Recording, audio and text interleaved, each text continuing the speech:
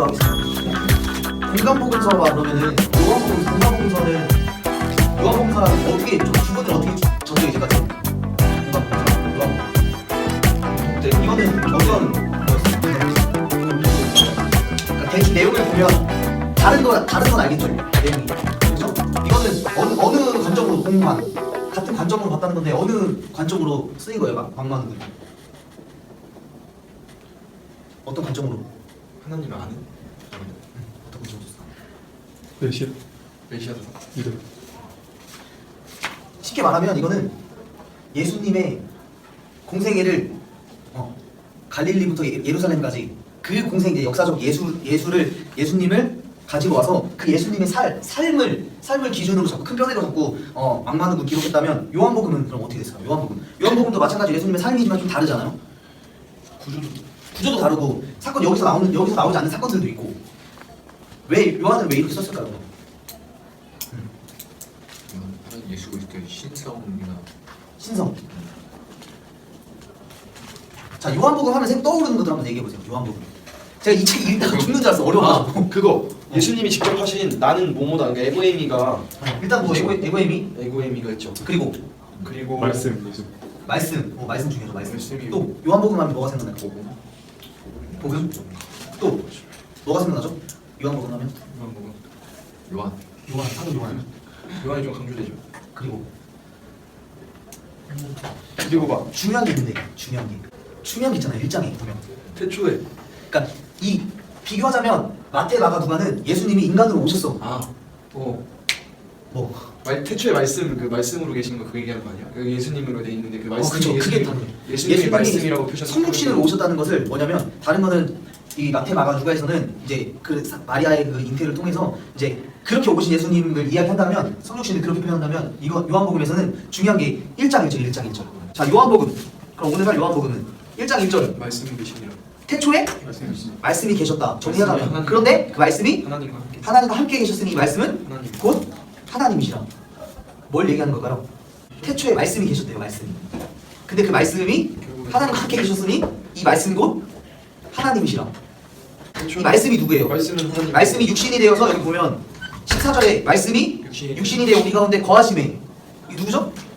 예수님께서 이 말씀이 예수님이 육신이 되어 우리 가운데 오셨잖아요. 그러니까 태초에 말씀이 계신 건 뭐죠? 그 태초에 말씀이 계셨는데 그 말씀이 하나님과 함께 계셨으니 이 말씀은 곧 하나님이다. 그러니까 예수님은 하나님이다라는.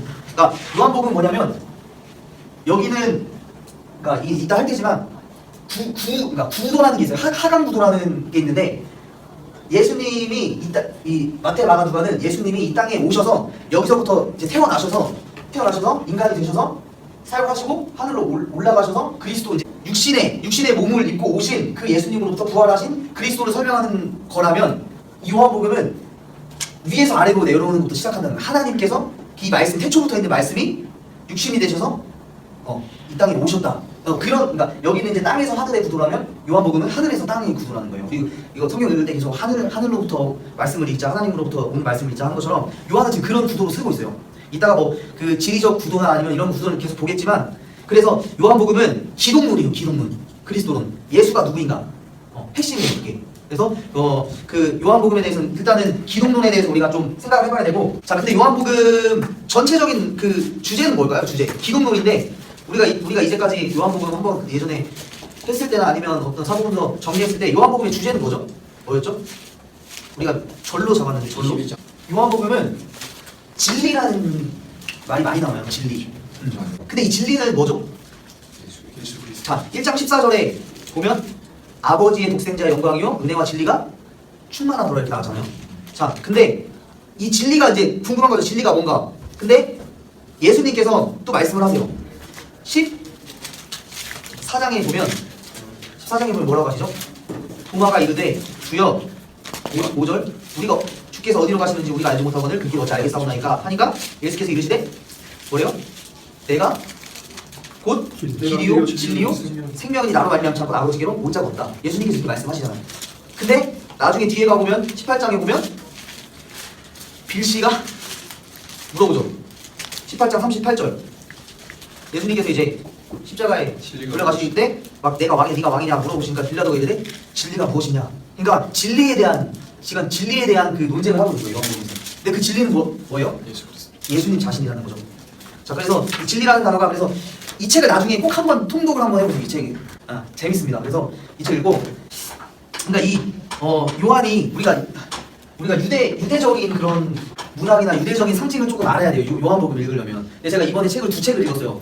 이 책 요한의 천재성 상징 코드라고 그 이제 여기 우리 장신대학교 졸업하시고 대전신대에서 교수로 역임하시는 분이거든요. 근데 그분이 쓴 건데 이 책하고 요한의 세관점이라는 책이 두 개가 있는데 그 두 개를 읽었는데 완전 다른 거예요. 180도 다른 책인데 두 개를 읽다 보니까 그래도 이게 좀 우리에게 도움이 될 것 같아요. 그래서 오늘은 이 책을 기준으로 해서 좀 나눠보려고 하는데 자 우리가 이제까지 했지만 유대교에서는 그 이스라엘 사람들은 숫자 개념을 중요하게 생각을 해요. 숫자 개념. 그래서 거의 이제 유대교에서는 뭐 성경에 보면 3이라는 숫자도 많이 나오고 4, 5 그리고 또 무슨 숫자가 많이 나와요? 7 그리고 12, 12, 10? 2. 완전. 뭐 12도 많이 듭니다. 12제자 12 사도 그리고 또 12 아들 뭐 이런 거. 또 40. 뭐 6도 있고 6도. 또 뭐가 있을까요? 40. 또 엄청 70. 많아요. 70 장로도 있죠. 70. 그리고 14만 4천도 있고. 또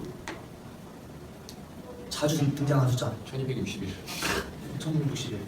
보통 이제 뭐 이런 숫자들이 중복돼서 많이 나오는 숫자들이 뭐 5, 6일째까지 3조 그리고 뭐 7일 하나를 안식하셨다 그리고 계속 보면 니가 7일째에 뭐 아무것도 하지 말고 막 이런 그런 얘기가 나오잖아요. 근데 이 3이라는 숫자는 뭐냐면 3이라는 숫자는 뭘 상징할까요? 3.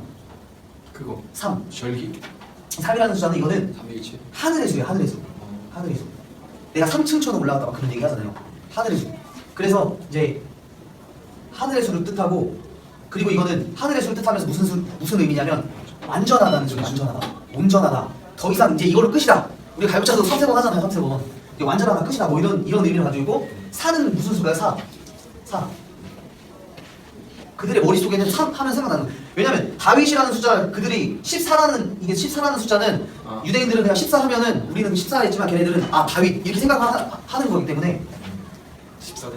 이 뭐 4는 무슨 의미를 가질까요? 이거는 땅의 숫자예요. 땅의 숫자.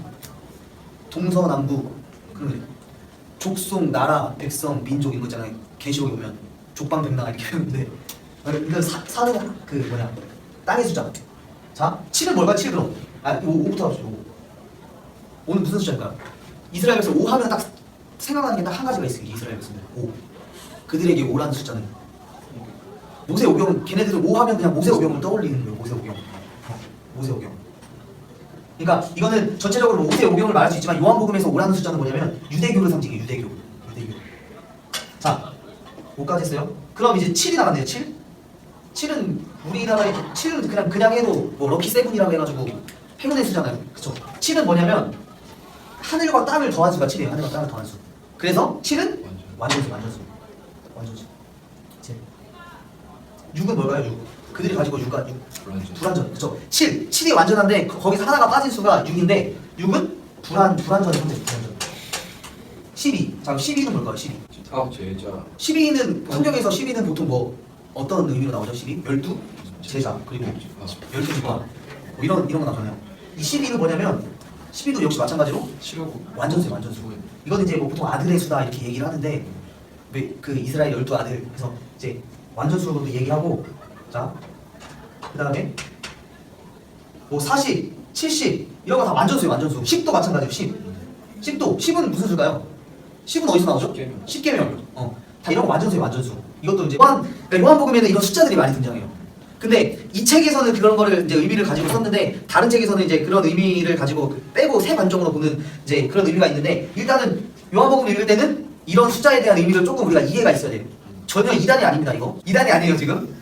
이런 의미를 가지고 우리가 읽어야 되고 자 그래서 우리가 요한의 신약을 좀 보면 요한이 뭐뭐 기록했죠? 요한 1, 2. 요한복음 크게 요한복음하고 계시록. 크게 보면 예리선서 빼고 계시록 이렇게 계시록 보면 요한복음하고 계시록 보면 상당히 비슷해요. 숫자의 개념들 7 교회 7 나팔 7 대접 그리고 요한복음에 보면 7 표적 7 애고의 의미 7 증인 7 뭐 길 이런 게 그러니까 다 그런 완전한 그런 걸 가지고 지금 요한이 쓰고 있다는 거예요. 그래서 오늘은 거기 보면 일단은 그 유대교에 있어서 숫자. 왜 근데 우리가 유대교의 숫자를 왜 공부를 해야 될까요? 우리는 기독교인데. 이걸로 분명히 그렇게 왜 그렇게 나열되어 있으니까. 그거는 지금 요한의 상황 때문에 그런 거예요. 요한. 사도 요한은 어떤 사람이었어요? 예수님 만나기 전에 사도 요한이 예수님 만나기는 제자 요한. 제자 요한이가 썼잖아요. 예수님 만나기 전에는 하나님은 이스라엘 유대교 사람이었잖아요. 유대교. 그러니까 그 영향을 엄청 받은 거예요. 그 안에는 이미 그런 이스라엘 그런 세팅이 돼 있는 상태에서 그 삶의 정황을 가지고 지금 결국엔 요한복음이 뭐냐면 유대교가 아니고 기독교야 이거를 얘기하고 있는 거예요. 이걸 유대교로 얘기하면서 그걸 쓰면서 그래서 이제 그런 맥락을 좀 이해하시고 요한복음을 읽으면 더 이해가 됩니다. 자 일단은 자 숫자에 대해서는 이렇게 하고 지리적인 코드가 있어요. 지리적 요한복음에. 그러니까 요한복음과 공간복음을 비교해 보면 제가 이번에 읽으면서 봤더니 이게 다른 부분이 많아요. 예를 들면 그 오병이어 있죠. 오병이어 사건이 마태 마가 누가에 나오고 그 다음 사건이 나오는 사건이 뭐죠? 오병이어 이후에 나오는 사건이? 오병이어 다 바로 거기를 건너가죠. 어디로 제자들에게 먼저 가라고 하고 산으로 올라가셨다가 나중에 만나잖아요. 그렇죠? 근데 요한복음에 보면 우리 공간복음에서 어디로 가라고 하는지 한번 찾아볼게요. 저는 지금 마가복음을 찾았어요. 6장 45절. 6장 45절에 보면 예수께서 즉시 제자들을 재촉하사 자기 무리를 보낸 동안에 배 타고 앞서 건너편 어디로 가래요? 베세다로 가래죠. 베세다. 마태복음은 어디로 가라고 그러죠? 여기는 그냥 건너편으로 가려는데요. 자 그런데 요한복음 한번 가볼게요. 배를 타고 제자들이 어디 바다로 내려가서 배를 타고 바다를 건너 가버나움으로 가는데 지금 아까는 어디였어요? 베세다였어. 그렇죠? 근데 요한복음에서 어디예요? 가버나움. 이거 왜 이럴까요? 왜 이럴까? 다르잖아 이게. 그럼 역사적 사실이 지금 요한은 지금 역사적 사실 둘 중에 하나는 틀린 거예요 지금. 그죠? 하나는 베세다로 가라고 있고 근데 이제 지역을 알면 우리가 알 수 있는데 여기가 이렇게 지금 사해가 있고 얘가 갈릴리가 있잖아. 근데 베세다는 어디냐면 베세다는 이쪽. 근데 가버나움은 이쪽이란 말이에요. 그러니까 두 개의 공간복음서는 지금 베세다로 보내는 거 건너가는 거고 요한복음은 가버나움으로 건너가고 있어요 지금. 그러니까 좀 반대로 지금 기록을 한 거예요 요한이. 왜 이렇게 썼을까요? 그러니까 요한복음은 뭐냐면 일부러 이렇게 쓴 거예요. 일부러. 그러니까 지리적 상징 코드를 써서 이 가버나움 그리고 가나 그리고 또 뭐 예를 들면 그 왕의 신하의 아들 병자가 어디서 병들었다고 하죠? 예수께서 다시 갈릴리 가나에 이르셨는데 포도주를 만드셔 보시라. 왕의 신하가 있어 그의 아들이 어디서 했어요? 가버나움에서 병들었죠. 그러니까 뭐냐면 요한복음은 가버나움은 안 좋은 땅으로 보였어요. 안 좋은 땅. 어둠의 땅, 병든 땅 이런 거. 근데 가나에서는 좋은 일들이 일어난단 말이야. 가나 혼인잔치. 예수님께서도 지금 여기 가나에 계시면서 지금 어떻게 가버나움에 있는 종을 그 아들을 고치시잖아. 그러니까 이건 지리적인 지금 어떤 그걸 가지고 요한복음은 지금 어떤 상징성을 가지고 쓰고 있다는 거예요. 계속 좋은 땅과 하나님이 임재하시는 땅과 아니면 세상의 땅 이런 거를 비교해가지고 지금 일부러 이렇게 기록을 하고 있는 거예요. 그래서 이 책에서는 뭐라고 하냐면 되게 멋있는 저 이거 읽고 감동을 많이 받았는데 요한은 지금 예수에 대해서 신학 논문을 하나 쓰고 있다는 거예요. 이 요한복음 자체가 요한이 쓰고 있는 신학의 어떤 논문. 그러니까 논문을 쓰면 우리가 내가 주장하고 싶은 말을 증거를 가져와서 거기다가 각주를 달고 그걸 펼쳐나가는 거잖아요. 근데 논문의 중요한 건 뭐냐면 저도 잘 몰랐는데 논문은 그게 맞다 틀리다 게 중요한 게 아니라 분명히 상충되는 자료가 있음에도 불구하고 내가 A라는 걸 주장하기 위해서 A라는 거에 맞는 주장들이 있으면 그걸 다 가지고 와가지고 그냥 증명을 해버리는 거고 분명히 그게 틀리다는 반박 자료가 분명히 있어요. 그렇지만 이걸 가지고 끌고 나가는 게 논문이거든요. 요한도 마찬가지로 그런 예수님의 어떤 자료나 이런 것들 자기가 알고 있는 생각들 가지고 논문을 하나 지금 쓰고 있는 거예요. 기록문. 그런 방향으로 지금 이 책에서 얘기하고 있는데 저는 충분히 이해가 가고 그리고 그 다음 세 번째로는 거기 핸드폰에 나와 있겠지만 절기를 사용해요. 절기. 요한복음에서는 보면 절기가 많이 나오죠. 절기. 무슨 절기가 나오죠? 요한복음에? 처음에 뭐 6월절에 대해서 나오고 그 다음에 7장에 보면 무슨 절기 나오죠? 초막절. 딴 데는 이게 안 나오잖아요. 초막절. 그리고 수전절도 나오죠. 수전절이 무슨 날이에요? 들어봤어요? 수전절? 수전절이 뭐예요? 수전증 와가지고 애국 홍해 사건. 수전절이 뭘까요? 이거 한번 찾아보세요. 수전절 인터넷 찾으면 무슨 날이냐면 제가 알기로는 마카비 혁명 때문에 다시 그거를 이스라엘 성전을 성전 다시 이렇게 마카비 형제가 이제 이렇게 해가지고 다시 이제 그런 날이에요. 그 기념하는 날 수전절. 77절 나오죠. 77절. 그리고 안식이에요. 안식일. 이렇게 나오거든요. 근데 다른 복음서에서는 뭐 끽 나와봤자 6월절이랑 뭐 안식일 이 정도 나오는데 요한이 이 6월절 지금 절기 모티브로 쓰고 있다는 거예요. 절기. 몇 개죠? 몇 개예요? 5개잖아, 5개. 그러니까 숫자 상징과 절기 상징과 이런 거를 지금 그래서 이 책이 진짜 엄청 어려워요. 엄청 어려운데 엄청 은혜가 됩니다. 그래서 이런 6월절에 대한 모티브. 그래서 제가 그 인스타에도 올렸지만 요한은 6월절 복음서를 쓰고 있다는 거예요. 그래서 다른 복음서는 예수님의 공생애를 몇 년으로 규정해요. 복음서 만만욱은 예수님의 6월절 사건. 예수님의 공생애가 몇 년이야? 3년은 어디에 근거를 둔 거야? 3년은 어디 근거 둔 거예요? 요한복음이죠. 요한복음 서로 다른 6월절이 3번 나오는데 다른 복음서에는 예수님이 갈릴리에 사역하다가 죽으시러 올라갈 때 한 번 6월절에 올라가거든요. 그러니까 다른 복음서에서는 1년 한 번 첫 6월절에 한 번이라면 요한복음에서는 6월절이 3번을 기록하고 있다. 근데 이게 사실인지 그래서 3년 공생하셨는지 1년 공생하셨는지는 지금 여기 서로 다른 6월절 때문에 3년이라고 하는 건데 이 6월절 왜 또 3번 기록했을까요? 얘가 3이 뭐예요? 3. 완전 하늘에서 6월절을 그냥 완전 시켰다는 게 예수 그리스도께서. 그러니까 지금 전체적인 걸 보면 요한복음은 6월절 3번의 6월절로 큰 뼈대를 가지고 나가는 그런 구조를 가지고 있다는 거예요. 그래서 절기의 상징 절기의 코드를 가지고 절기 상징 코드를 썼다. 자, 그리고 네 번째는 뭐냐면 인물들을 가지고 또 인물 상징 코드를 썼어요.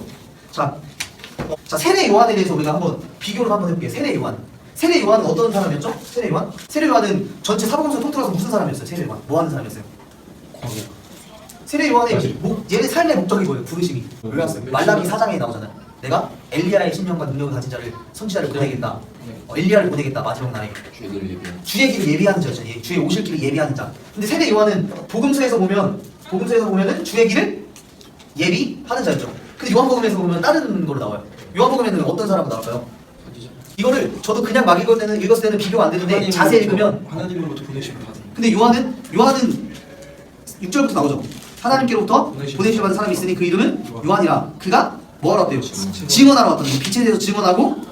그러니까 요한은 그 예수에 대해서 증언하러 온 자라고 표현이 되어 있는 거예요. 요한복음에서. 그러니까 이런 요한에 대해서 좀 다르게 표현하는 것도 기억을 하시고. 그리고 보면은 뭐 3명의 마리아 뭐 막달라 예수님의 어머니 마리아, 그리고 또 누가 나오죠? 요한복음에 마르다와 마리아, 또 나사로의 누나 있잖아요. 마르다와 마리아. 그리고 또 중요한 무덤에 찾아간 막달라 마리아. 그러니까 이 3명이 또 막달라 그 마리아를 또 등장시키는 거예요. 왜 꼭 3명을 등장시켰을까? 3회 맞추려고 하는 거예요. 지금 3회. 자, 그리고 니고데모. 자, 니고데모는 뭐 하는 사람이었어요? 니고데모. 우리 여기 니고데모는 요한복음에만 나오잖아요. 니고데모는 뭐라고 나오죠? 니고데모가 몇 장에 나와요? 3장 1절에 한번 볼게요. 3장 1절에 니고데모가 뭐 하는 사람이 나옵니다. 바리새인 중 니고데모 있는데 유대인의 지도자. 그 니고데모가 유대인의 지도자야, 그렇지? 그렇죠? 자, 니고데모가 또 어디 나올까요? 몇 장에 나올까요? 마지막 그 끝날 때 3, 7, 19에 나오거든요. 니고데모가 3장. 그리고 3장에는 지금 예수님과 그 거듭남에 대해서 지금 말하는 니고데모가 여기 나오는 거고 이해 못했죠? 7장에서는 어떤 니고데모예요? 7장에서는 별로도 변호하고 싸우는 거. 예수님 잡으려고 하는. 그렇죠. 니고데모가 그런 니고데모 나오죠. 두 번째는. 그리고 마지막에 19장에서는 어떤 니고데모로 나올까요? 니고데모도 모략과 침향성 백태신 가정. 그러니까 예수님의 장례를 그러니까 니고데모는 우리가 3장만 가지고 설교를 하면 안 된다는 거예요. 3장 예수님 만나기 전에 니고데모, 그 다음에 예수님을 막 죽이려고 하니 니고데모까지 다 죽이려고 하잖아요. 그렇죠? 그리고 19장에서 어떻게 됐어요 이제? 예수님의 제자가 된 니고데모. 그러니까 근데 또 웃긴 거는 왜 3장을 걸쳐서 니고데모가 나올까? 3번. 근데 완전히 나오는 거죠 이제 그거 계속 나오는 거예요. 이게. 그러니까 요한복음에서는 그런 상징 코드가 있는 거예요 지금. 이런 것들을 통해서. 자, 니고데모가 나왔고 또 그리고 또 이제 뭐 예수께서 사랑하시는 제자가 그 품 안에 누웠다. 요한에 대해서도 요한이 그 사랑하시는 제자가 예수님의 품 안에 있었다. 이런 표현이 3번 나왔죠. 3번. 그리고 또 도마. 우리가 도마가 어떤 사람이죠? 도마. 근데 디도 뭐라 하는 도마잖아요. 그래서 도마는 어떤 사람일까요? 지금 도마가 나중에 왜 의심하는 도마라고 찍혔죠? 2000년 동안 지금 찍혀있는데 내가 저걸 찔러보지 않고는 옆구리에 놓지 않고는 내가 믿을 수 없다. 예수님이 그래서 왔는데 찔러봐라 하니까 도마가 어떻게 했죠? 나의 주 나는 그렇게 고백했잖아요. 그렇죠? 근데 이것도 디두모라 하는 동화는 지금 우리 생각에는 얘가 의심 많아서 찔러본 게 의심이 많아서 찔러봤다 이렇게 지금 해석을 하고 있는데 동화가 의심이 없었는데 와가지고 찔러보라고 했는데 찔러봤어. 예수님이란 걸 알았는데 그렇게 의심이 많았던 동화가 예수님을 보자마자 근데 여기 보면은 몇 분이 찔렀어요 안 찔렀어요? 안 찔렀잖아. 그러니까 의심 많아서 왔는데 찔러보라고 해서 의심이 진짜 있었으면 진짜 하고 찔러봤을 텐데 예수님 보자마자 어떤 고백을 하냐면 무슨 고백을 해요? 나의 주, 나의 하나님이란 고백. 근데 이거는 다른 복음서에서는 예수님 이퀄 하나님이란 고백이 없어요. 베드로는 뭐라고 고백하죠? 주는 그리스도시요 살아계신 하나님의 아들이라고 고백하죠. 다른 베드로도. 그리고 뭐 나다나엘이나 그런 사람들 다 뭐 이스라엘의 임금입니다. 뭐 이런 식으로 고백하는데 도마는 예수를 하나님이라고 고백하는 거예요. 그러니까 이거는 이 사람의 말로 이 교수님의 말로는 최고의 고백이라는 거예요. 복음서 전체를 통틀어서. 그래서 이거를 그런 이중 언어의 기법으로 봤을 때 의심하는 도마는 하나의 그런 이제 겉으로 봤을 때 그 요한이 쓰는 그런 어떤 유대교적인 기법을 모르고 봤을 때 그렇게 해석할 수 있다 그렇게 이야기를 하는데 아무튼 디두모라 하는 동화에 대해서 그렇게 이야기하고 다섯 번째는 뭐냐면 표적에 대한 거예요. 표적. 우리가 표적이 7개 나오잖아요. 뭐죠? 요한복음의 특수나물 강한 배 오바십 왕, 배, 오, 바, 실, 나. 뭐예요? 가는 가나 뭐예요? 혼인잔치. 가나 혼인잔치. 왕의 뭐죠? 왕의 신하. 사장에 보면 왕의 아들. 지금 이거 87페이지에 나와요. 왕의 7. 87페이지.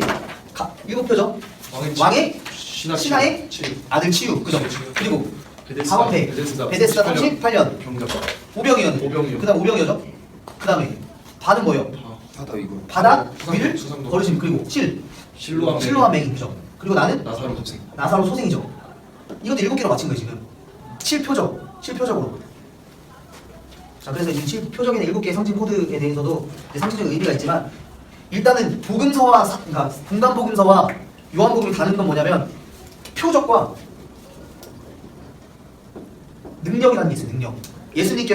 예수님께서 뭐 죽은 자를 살리시고 예수님께서 뭐 병을 고치시고 이런 것들을 사복음서에서는 능력이라고 얘기해요. 능력. 기적, 그냥 기적, 능력. 공간복음에서. 그러니까 그거는 그 기적, 그냥 기적이야. 그 사람을 고치는 게 중요한 거예요. 그거는 공간복음에서. 근데 이거 이제 두나미스라는 거 들어보셨죠? 두나미스의 능력. 거기에서 이제 다이나마이트라는 게 온 거예요, 영어가. 근데 두나미스인데 요한복음은 그런 예수님의 능력을 보이면서 이런 가나에서 만지고 이런 기적들을 두나미스라고 쓰지 않고 다른 단어를 세메이온이라는 걸 쓰는데 그거는 표적이라는 단어예요. 표적은 뭘? 표적이란 말의 뜻이 뭐예요? 보여주기 위해. 표적이란 말의 뜻이 뭘까요? 이거 화살 표적? 표적. 보여주려고. 자, 이게 다 표적이란 말이에요. 지금 7표적. 이 표적을 통해 가나 혼인잔치를 만드는 걸 통해서 가나 혼인잔치를 보여주려고 하는 게 아니라 그런 기적의 능력을 보여주려고 하는 게 아니라 이거는 뭐라는 거예요? 이런 일을 했다. 그러니까 자, 예를 들자면 이마트 표지판 있잖아. 이마트 표지판이 있는데 이 이마트 표지판이 있는 이유는 뭐예요? 안돼. 진짜 이마트를 알려주려고 하는 거잖아. 이 표지판은 이렇게 있으면 그러니까 표적이 그런 역할을 하는 거예요. 이 가나 혼인잔치 이 표적은 뭐냐면 뭐예요? 물로 포도주로 만드신 그 예수님을 이야기하려고 하는 거예요. 예수님. 그러면서 요한복음에 보면 표적 얘기하고 설명이 있고 그러니까 왕이 신의 아들 고치고 설명이 있고 이런 식으로 가요. 표적을 보여주시고 그거에 대해서 이건 이거야. 오병이어 먹이시고 야 니네 그거 모세가 주는 떡 다 먹었지 니네 조상들을. 근데 내가 진짜 생명의 떡이야. 이런 식으로 설명이 계속 들어간다는 거예요.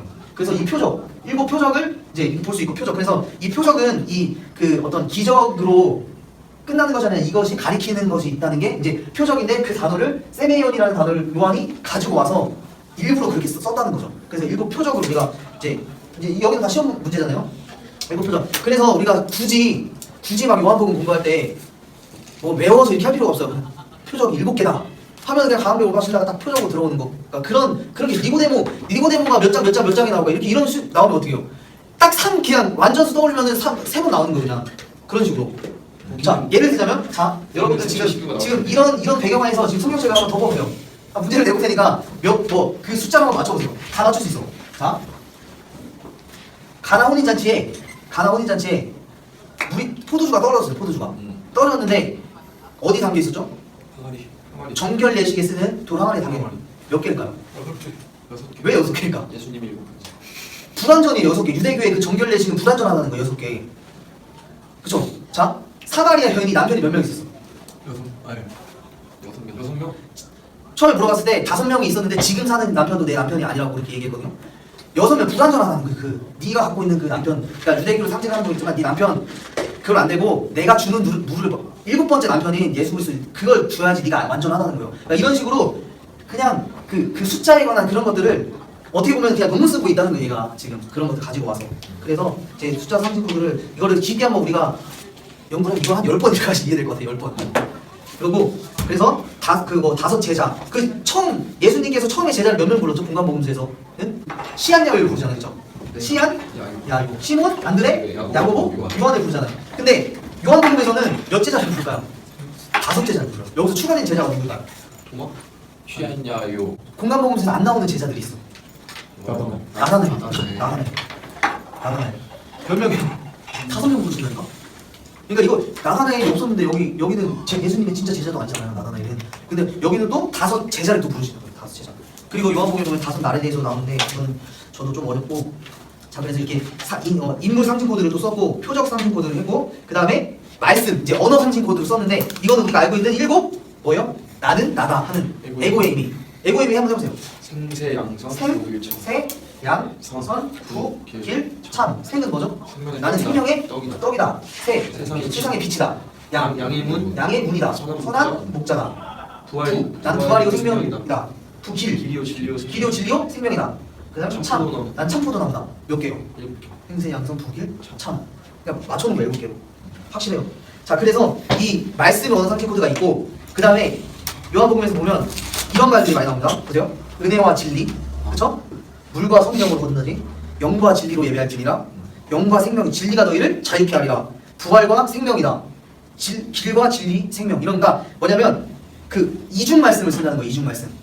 근데 이 이중 말씀을 여기서 뭐라고 하냐면 이 사람들은 부활이고 생명이다 하면 이거를 같은 걸로 볼 수 있다는 거예요. 부활이고 생명. 그래서 길과 진리고 생명이면 길이 생명이고 곧 진리가 생명이고 길이 생명이다. 이런 걸로 이렇게 볼 수 있다는 거예요. 그래서 그런 말씀 코드를 많이 쓰고 있는 게 요한복음에서 나타나는 거고. 자, 그래서 이 정도로 우리가 상식 코드를 좀 알고 요한복음을 읽어보면 조금 더 이해가 좀 되실